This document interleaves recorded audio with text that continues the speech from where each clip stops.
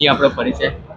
Doctor Himanshu Patel, હું ગુજરાત પ્રદેશ કોંગ્રેસ સમિતિનો પ્રવક્તા છું. હિમાંશુભાઈ, આજે તમારા રાષ્ટ્રીય પ્રમુખ જે રાહુલ ગાંધીનો જન્મદિવસ છે તેની પર શું કહેવું? આજે આ સમગ્ર દેશની અંદર એક એવો યુવા નેતા કે જે વિદ્યાર્થીઓની વાત હોય, ખેડૂતોની વાત હોય, બેરોજગારોની યુવાનોની વાત હોય કે કોઈ પણ દેશની અંદર પ્રશ્ન હોય તો નિર્ભય થઈ અને જે રીતે લોકોના પ્રશ્નોનો અવાજ ઉપાડે છે એ રીતે આજે ખરેખર આખા ભારતની અંદર એ દરેક યુવાન, ખેડૂત, ભાઈઓ બહેનોના એક દિલ ઉપર રાજ કરે છે એમ રાહુલજી.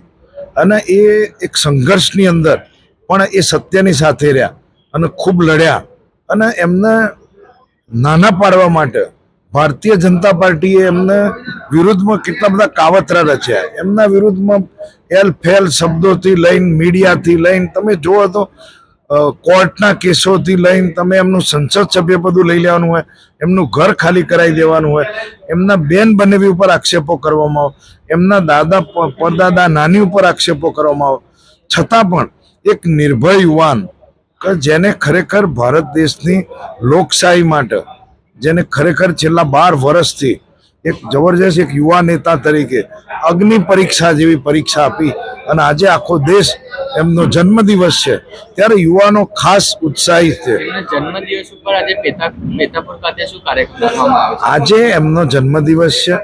એક પરંપરા મુજબ અમારા રાષ્ટ્રીય નેતા છે, ભારતના વિપક્ષના નેતા છે.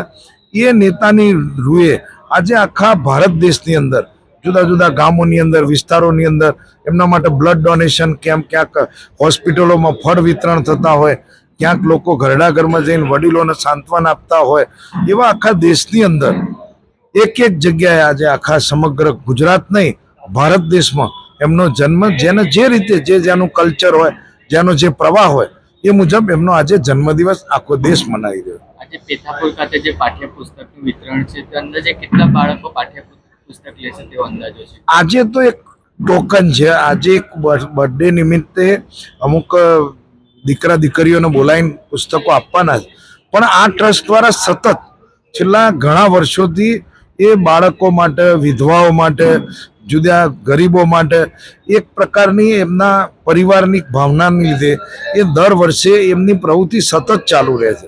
પણ આજે ખાસ રાહુલજીના જન્મદિવસ માટે સ્વર્ગસ્થ લક્ષ્મણસિંહ ડાભી, જે પેથાપુરના સરપંચ કો, નગરપતિ, ખૂબ મોટી જવાબદારીઓ નિભાવી છે. એમનો પરિવાર અને એમના દીકરા અમારા સૂર્યસિંહ ડાભી, જે અમારા પૂર્વ ગાંધીનગર જિલ્લાના પ્રમુખ હતા, અમારા મિત્ર ભાઈ જેવા છે, એમના આંગણે આજે એમને એ જ પરંપરા મુજબ આજે રાહુલજીના જન્મદિવસે મિત્રો ભેગા થાય, બધા આનંદ મનાવે.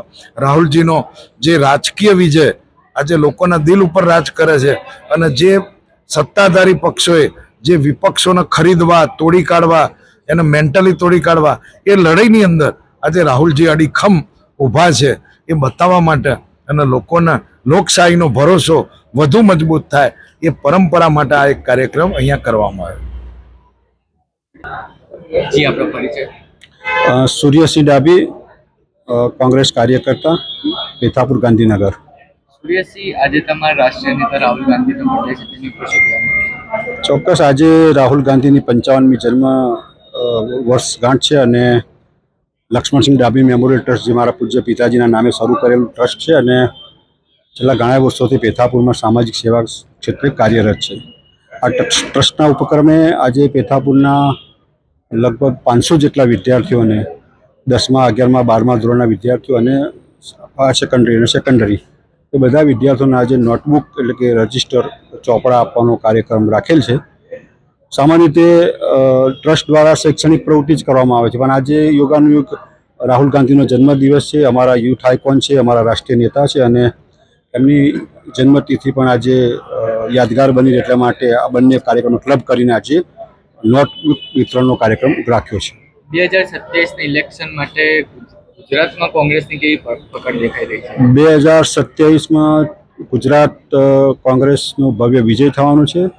અમારા સન્માન્ય પ્રદેશ પ્રમુખ અમિતભાઈ ચાવડા અને વિપક્ષના નેતા તુષારભાઈ ચૌધરી રાહુલજી, ખડગેજી, પ્રિયંકાજી, સોનિયાજી આ તમામના નેતૃત્વમાં ગુજરાતમાં કોંગ્રેસનો ઝંડો ફરકશે. તમામના નેતૃત્વ એટલે આ વખતે અહીંયા આવીને રેલી કરવાના છે કેવું શું છે આખો ગેમ પ્લાન શું છે આખી રણનીતિ ગુજરાત કોંગ્રેસ બનાવી રહી છે અને એ રણનીતિ બનાવવાનું કામ ગુજરાત કોંગ્રેસનું છે. અમે તો એક સૈનિક છીએ અને સૈનિક તરીકે અમારે કોંગ્રેસના જે કાર્યક્રમો આવશે, જે નીતિ બનશે, જે રણનીતિ અખત તૈયાર કરવામાં આવશે એને અમે ફોલો કરશું અને કોંગ્રેસને ઘર ઘર સુધી લઈ જઈશું, જન જન સુધી લઈ જઈશું અને કોંગ્રેસને 27માં ટ્રેક મજબૂત થાય વિધાનસભામાં જવાનું એ દિશામાં કામ કરીશું.